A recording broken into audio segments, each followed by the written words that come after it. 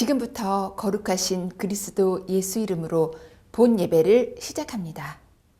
다 같이 사도신경으로 우리의 신앙을 고백하겠습니다.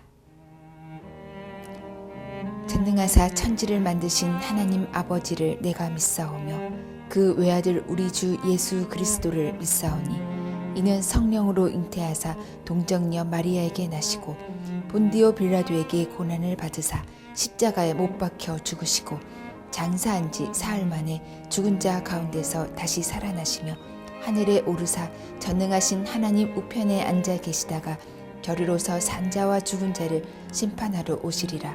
성령을 믿사오며 거룩한 공회와 성도가 서로 교통하는 것과 죄를 사하여 주시는 것과 몸이 다시 사는 것과 영원히 사는 것을 믿사옵나이다.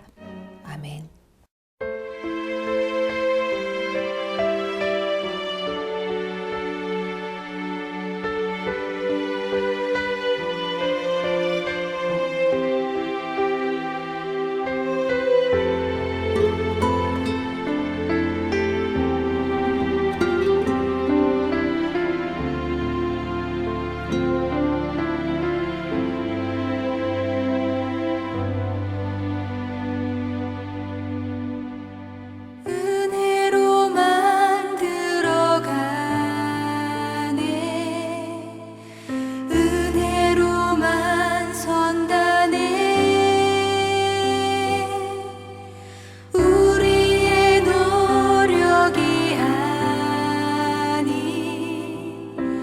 어린 양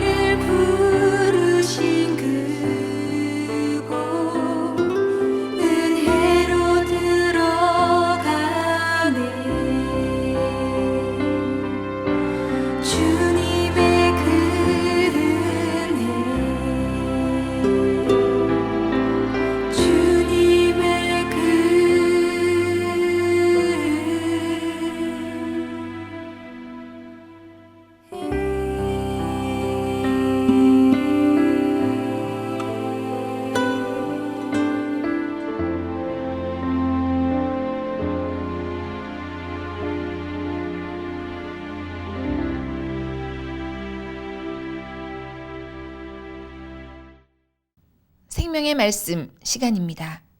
이갈렘 목사님 설교로 들으시겠습니다. 평안이 절실한 때입니다. 주님의 이름으로 문안합니다. 오늘 함께 하실 하나님 말씀 출애굽기 제10장 1절로 2절입니다.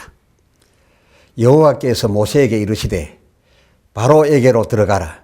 내가 그의 마음과 그 신하들의 마음을 완강케 함은 나의 표징을 그들 중에 보이기 위함이며 너로 내가 애굽에서 행한 일들 곧 내가 그 가운데서 행한 표징을 네 아들과 네 자손의 귀에 전하게 하려 함이라.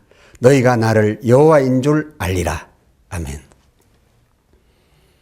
오늘 주제는 재앙이 여호와 표징일진대입니다. 우리 지금의 이 자연은 본래의 그 자연스러운 자연이 아닙니다. 땅이 가시덤불과 엉겅퀴를 해고 땀이 흐르도록 수고를 하여야 겨우 그 소산을 먹을 수 있는 이런 건 저주받은 자연입니다. 보세요. 창세기 3장 17절 아담에게 이르시되 네가 내 아내의 말을 듣고 내가 너더러 먹지 말라 한 나무의 실과를 먹었은즉 땅은 너로 인하여 저주를 받고 땅은 너로 인하여 저주를 받고 18절 내게 가시덤불과 엉겅퀴를 낼 것인즉 너는 종신토록 19절 얼굴에 땀이 흐르는 수고를 하여야 그 소산을 먹으리라. 로서 지금 오늘날과 같이 이렇게 된 자연이니 이 자연은 본래의 하나님 창조하신 그 자연스러운 자연이 아니라 저주받은 자연이라 그런 말입니다. 처음 자연은 이렇지 않았습니다. 창세기 1장 11절 하나님이 가라사대 땅은 풀과 씨 맺는 채소와 과목을 내라 하심에 그대로 되었고 그 29절 하나님이 온 지면의 이 씨 맺는 모든 채소와 씨 가진 모든 열매 맺는 나무를 인생에게 주어서 신명기 11장 14절 이른 비 늦은 비를 적당한 때에 내려주시어 저희에게 식물이 되게 해 주셨던 그런 자연이 처음 하나님이 창조하셨던 본래의 자연이었습니다. 요즘 우리는 출애굽기를 통하여 오늘날과 같은 이런 변형 자연에 거기 더하여 발생된 이변 곧 애굽 재앙들을 다루고 있습니다. 지금의 이 자연도 이변 자연인데 하나님께서 이에다 더 깜짝 놀랄 그런 큰 이변을 더하고 계신 이유는 무엇이었을까? 오늘 본문으로 함께 갑니다. 출애굽기 10장 1절로서 2절 1절 하반절 나의 표징을 이 재앙으로서 나타나는 이 나의 표징을 그들 곧 바로와 그 신하들에게 보이기 위함이며 뿐만 아니라 또한 그 2절 이스라엘 내 아들과 내 자손 그들의 귀에 또한 전하게 하려 함이라 하면 그 표징을 그들에게 애굽에게와 이 이스라엘에게 보여야 할 이유는 뭐이란 거였습니까? 하반절 너희가 나를 여호와인 줄 알리라. 그러한 것을 만나게 됨으로써 그것이 여호와의 표징인즉 너희가 그 같은 일을 만남에 나를 여호와인 줄 알리라 였습니다. 그렇습니다. 이 모든 이변이 다 여호와를 알게 하려시는 거였습니다.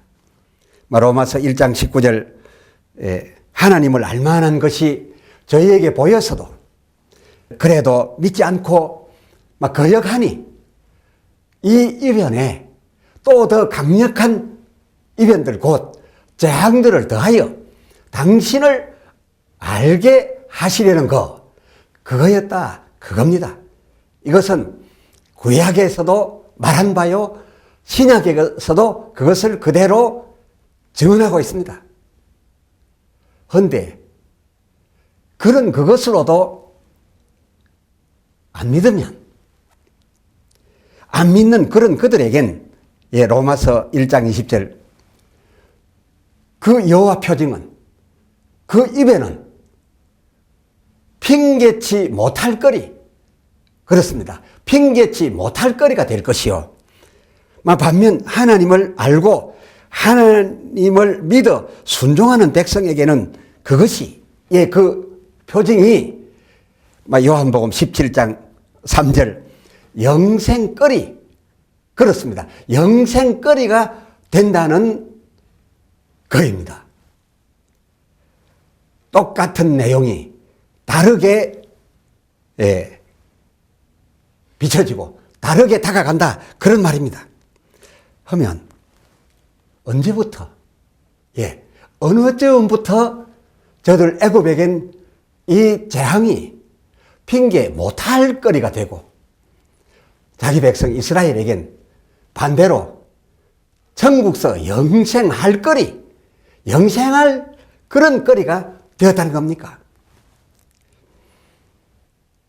본래 하나님의 처음 기대는 전에 생각한 바대로 출애굽기 4장 8절 그들, 이스라엘이나 애굽이 그 처음 이적 곧 지팡이로서 뱀되게 한 이적으로서의 여호와 표징, 또 아니면 둘째 이적 곧 성한 손, 순식간 문둥손 되게 한 이적으로서의 여호와 표징을 믿을 거란 그런 거였습니다. 만에 하나 그들이 이 두 이적마저도 믿지 아니하며 내 말을 듣지 아니하거든. 그 9절 하수를 조금 가져다가 육지에 부으라. 그 하수가 육지에서 피가 되리니 이쯤까지 되면 저들이 나를 그 일들로서 그 일들이 나타내는 여호와 표징, 그것을 보고서 나를 여호와인 줄 알고 믿을 것이다 라고 기대하셨던 것을 우리는 파악해 볼 수가 있습니다. 그런데 이 같은 그 여호와 표징의 나타남에 있어서 이스라엘 백성은 31절 출애굽기 4장 31절 여호와를 믿으며 머리 숙여 경배하였었지만 그러나 애굽의 바로와 그 신하들은 아니었습니다. 오히려 그 출애굽기 5장 2절 여호와가 누구간데 내가 그 말을 듣고 이스라엘을 보냈겠느냐라고 하는 반응을 보였던 것입니다. 이렇게 되니까 하나님 그 출애굽기 7장 4절 하반절 그럼 내가 내 손을 이런 애굽에 대하여는 더하여서 여러 큰 재앙을 내리고 내 백성을 그 땅에서 인도하여 낼지라 그렇게 더 큰 재앙들을 내리고 내가 성공적으로 내 백성을 이끌어 내게 되면 그 5절 하반절 그때야 애굽 사람 저희들이라도 나를 여호와인 줄 알리라 라고 하시고서 재앙을 점점 더 강하게 내리기 시작했습니다. 10절, 출애굽기 7장 10절, 지팡이로 뱀 이적, 그리고 17절, 하수로 썩은 피 이적, 그리고 출애굽기 8장 7절, 개구리, 떼재앙 이적, 이런 등을 펼쳐가며, 더 강력히 저희에게 보여주었습니다. 그런데 놀라운 일입니다. 그럼에도 불구하고 이 바로는 저도 저희 술객으로 여호와의 이 이적마다 따라하면서 가히 하나님과 맞대결을 하였지 뭡니까? 너희 여호와가 하느냐? 나도 나의 술객으로 그 정도는 다 한다. 그런 자세였지 뭡니까? 이 바로 대체 언제까지 이렇게 하나님을 대항하면서 가겠다는 것인지.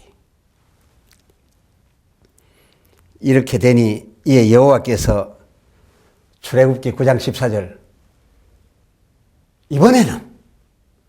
이번에는 이라시고 막 그간 하나님을 알고 들어온 순종해온 이스라엘과 여태까지 하나님 알만한 여러 사건들을 점점 더 강하게 보여주었어도 그리 많이 보여주었어도 막 듣지 아니하고 있는 애굽을 알고 순종하는 이스라엘과 보여주었어도 오히려 거역하고 맞대결 하려 하고 있는 애굽을 출애굽기 8장 22절 구별 따로따로 차별 구별을 하사 구별하신 그 후부터 애굽에는 21절 때파리 재앙 또 9장 4절 모든 생축에 대한 악질을 보내어 몰살케 하는 재앙 그리고 또 24절 불우박 불내성 재앙 등으로 크게 타격을 하였습니다.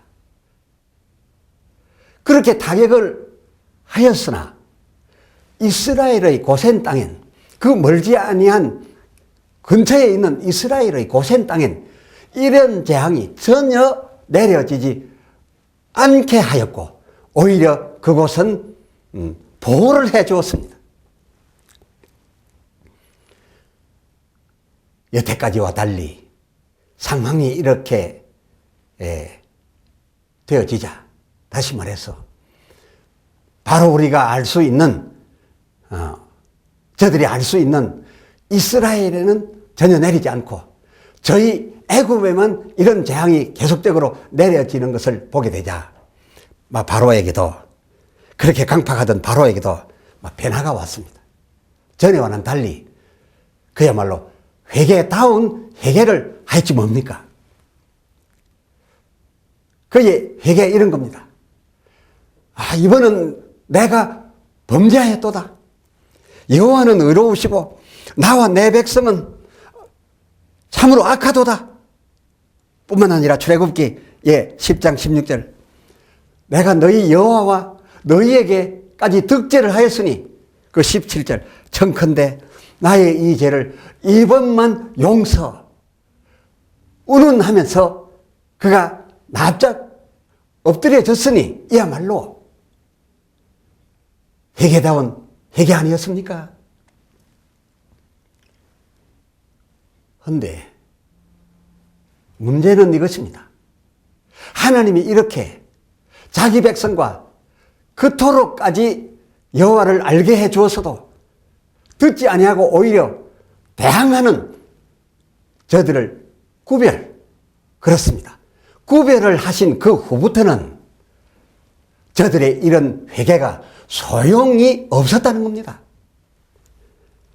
그렇게 되니까 제가 불가불 곧 얼마 되지 아니하여서 또 더 강팍하여져서 다시 범죄하였다고 출애굽기 9장 35절에 말합니다. 다시 범죄하여 이스라엘 자손을 보내지 아니하였으니 그가 비록 차별 재앙을 보면서 회개를 하였었어도 그 회개에 합당한 열매를 맺을 수 있도록 그 회개를 붙잡아주지 아니함으로써 그는 그 회개만 하였지 회개에 합당한 열매를 맺지 못하였습니다. 그렇다면 그것은 회개가 아니지 않습니까? 회개의 효력이 없는 것 아닙니까? 그렇다면 그에게 그런 회개가 무슨 소용이겠습니까? 하반절 35절 하반절 이는 여호와께서 모세에게 말씀하심과 같더라. 예. 저 앞 출애굽기 4장 21절 하반절, 내가 그의 마음을 강팍해 한즉, 즉 그가 나에게 향한 마음을 굳히지 아니하고 나를 거역하는, 나를 떠나 있는 저 마음을, 날 상실한 마음 그대로 내어버려 두사, 그가 내 백성을 놓지 아니하리니 라고 하셨던 하나님의 예측이 그대로 그에게 이루어지고 만 것입니다. 이 출애굽기가 인생 하늘나라로 가는 철로 여정의 한 모델일진데, 이 구별, 곧 애굽과 이스라엘을 구별한 이 구별은 마태복음 25장 33절, 왼편 설자 염소와 오른편 설자 양을 구별한 바로 그 분별을 가리키지 않겠습니까? 문제는 이 구별 이후부터의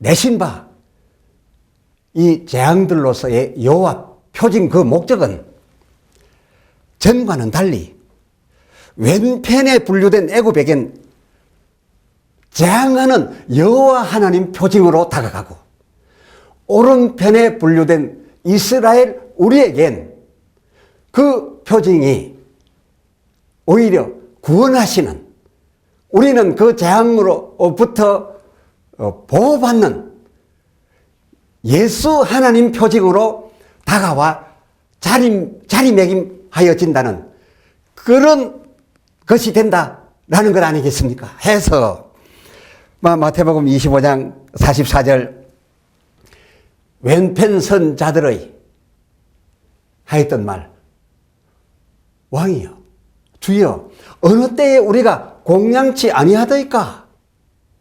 이것을 바꾸어 말하면 공양을 하였다는 겁니다. 하여서도 충분히 하였다는 겁니다.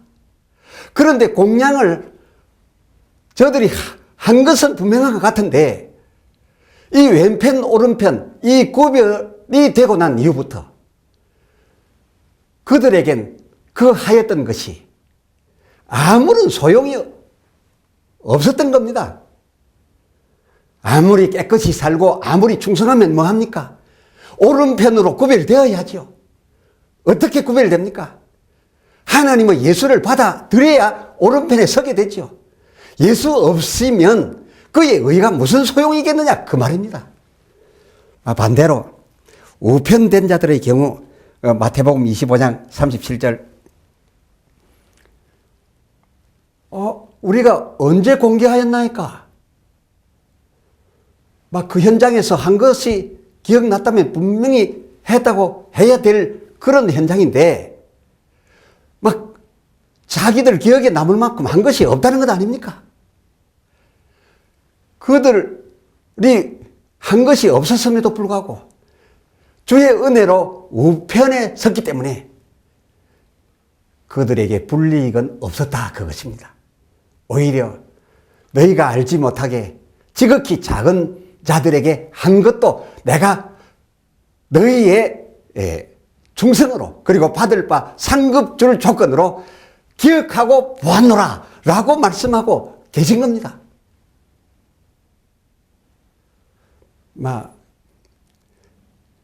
성경엔 이와 같이 분별이 이루어지면 그 다음에 왼편에 선 자들에게는 다가오는 것이 흑암이고, 우편에 분류된 자들에게는 광명이라고 분명하게 기록해 놓았었죠. 아니나 다를까 출애굽기의 오늘 본문이 그때를 설명하고 있음이 분명합니다. 그 후 출애굽기 10장 22절, 애굽에는 흑암이 다가갔고 그 23절, 이스라엘엔 강명이 있었더라 라고 한 것으로 우리가 이 출애굽기의 요즘 본문이 우리의 철로 여정, 그 마지막이 다 되어가는 분류단계에 들어가고 있다라는 것을 보여주고 있다 하는 그것입니다. 그러면 오늘날 우리가 어떻게 해야 할꼬? 지구촌에 일어나고 있는 대재앙을 보며 이것을 그저 자연적 사항으로만 봐야 할까요?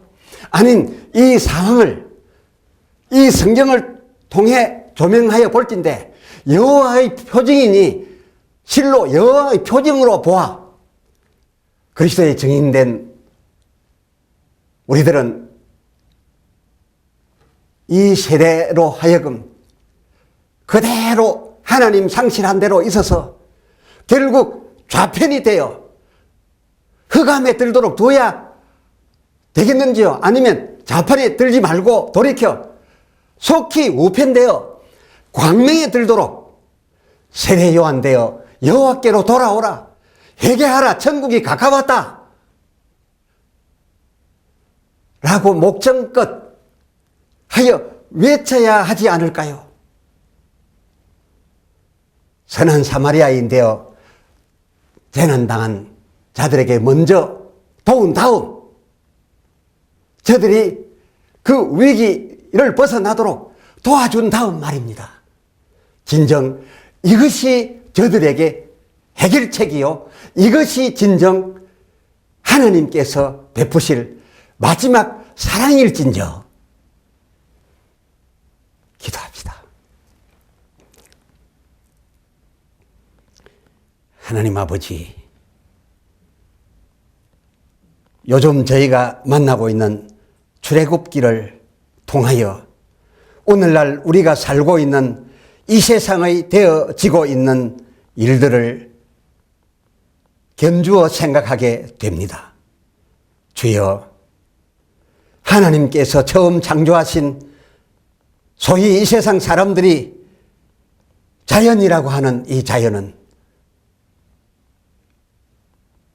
지금 같은 자연이 아니었던 것을 확인하였습니다.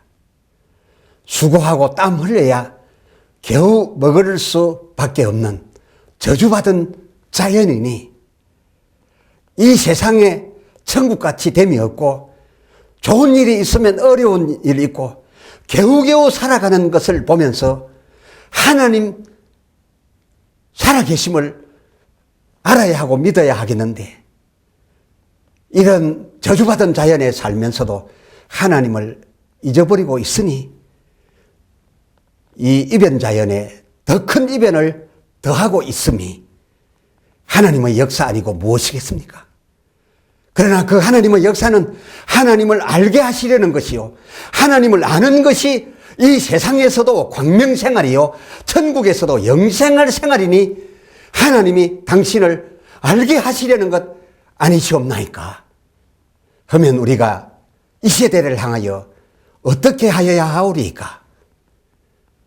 큰 재난을 당한 자 있으면 선한 사마리아인 같이 우리가 그들을 도와서 그들이 안전한 대피소로 갈 수 있도록 해 주어야 함이 마땅함과 동시에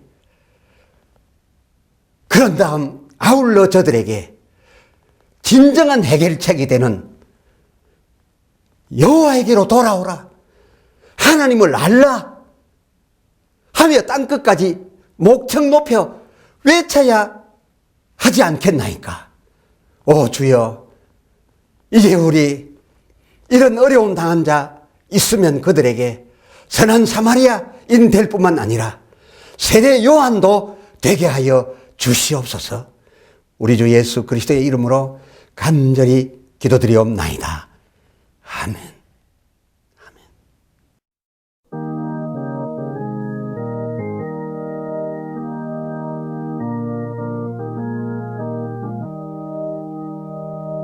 구원으로 인도하는 그 문은 참 좁으며 생명으로 인도하는 그 길은 참 험하니 우리 몸에 매여 있는 그 더러운 죄짐을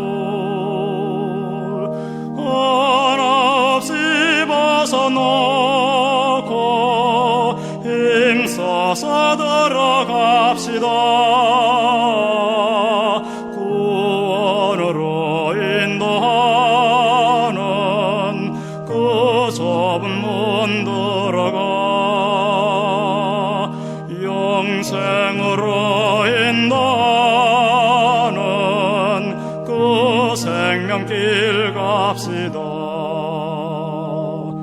이 세상에 많은 사람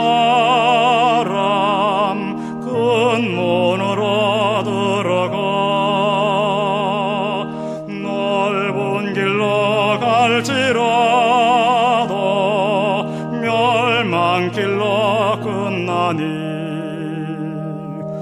세상 헛된 부귀영화 모두 내어버리고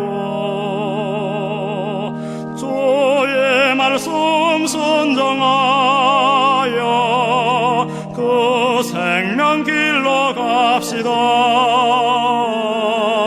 구원으로 인도하는 그 좁은 문 들어가